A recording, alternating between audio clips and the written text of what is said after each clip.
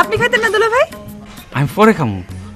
হগলতে পেট ভরে খাইতেছে, দেহনের মধ্যে একটা আনন্দ আছে। আমার তো দেখেই পেট ভরে যাইতেছে। মামা আপনি কি তো বাইরে যাইতেছেন? হ্যাঁ, একটু গ্রামের মানুষের লোকে দেখা করতাম আর কি। দাওয়াতের কথাটা মনে করে জানা লাগতো না। কারণ আপনার লোকে তো আমার দরারই কথা ছিল।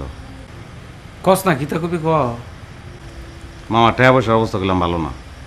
বিদেশে অতগুলি টাকা খরচ করে এলাম, নাই খরচ বরচ করলাম, মিষ্টি মিষ্টি খাওয়াইলাম। অন যদি আবার দাওয়াতের ঝামেলা যায়, দাওয়াতটা পরে করলে হইতো না?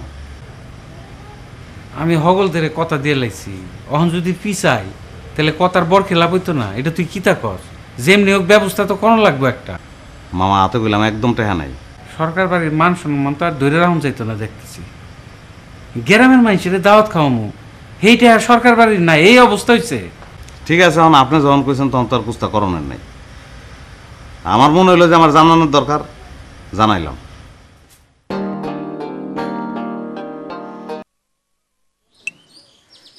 আপনি হুনে কেরে ওনে রান্না বান্না হইতেছে, আপনি ওদিকে যান।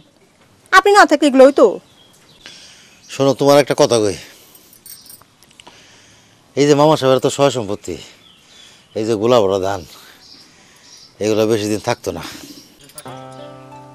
কেরে থাকতো না কেরে? কি হয়েছে?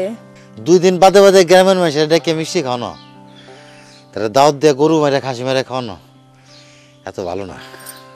আল্লাহ অপচয় করে পছন্দ করে না। এইটা তো আপনি ঠিকই কইছেন।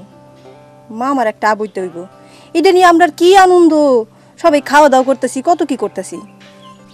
আর আমরা হীরার ভাই, এরাও তো একটা আবইতে হইতো।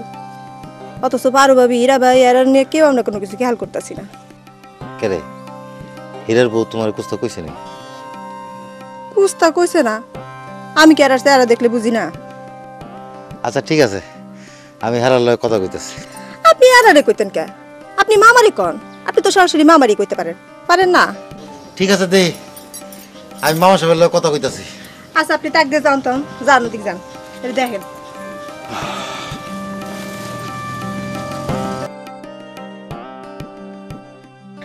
ওই বরকত, ওই এদিকে এদিকে এদিকে। কি রে, হ্যাঁ দুনিয়ার কাম ফুরে রইছে আর তুই এই জঙ্গল দিয়ে ঘুরে বেড়াস? কই গেছিলি? আম বাগানে গেছিলাম। আম বাগানে? তুই আম বাগানে কি করস? না ওই ডাইলে আম দিব তো, এলাকা আম টুকাইতে গেছিলাম। ডাইলে আম দেবো?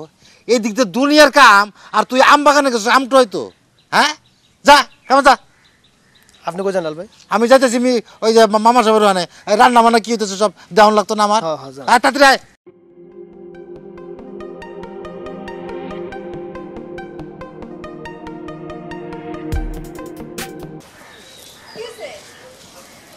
এমে দাও না, নে দাও। আও না দূর।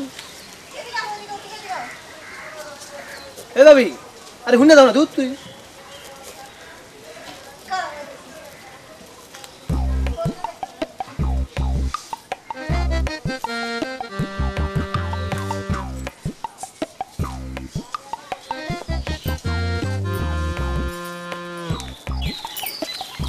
কি ডাকো কেরে? তোমার লেগে। আই খাও, এদিকে হও, যাও কেরে? আমন সে কেরে? না ওই আম বাগানে গেছিলাম, ওই ডাইলে আম দিব তো, এর লেগে ওখান থেকে তোমার লেগে এক টুকা আম লিয়ে আইছি। আমি বত্তা করি, খাই যাও। না খাইতাম না। কেরে খাইতা না কেরে? হ্যাঁ মুখি রে, তোমার জামাই যে কি ব্যবহারটা করে আমার লোকে, কিছু করতো না। কিছু করতো না মানে? এদিন কি ব্যবহারটা করলো, এমন বহাবি করে, কাইলে জামে এত বহাবি করে মানে? শোনো, আমার লেগা যদি তোমার কেউ কিছু কয়, আমি কইলাম হুতাইলাম একবারে। আই বাদ দাও তো, আমি আমের বত্তা করতেছি, খাই যাবা, খাই থাকো। তুমি খালি আমার খাওয়াই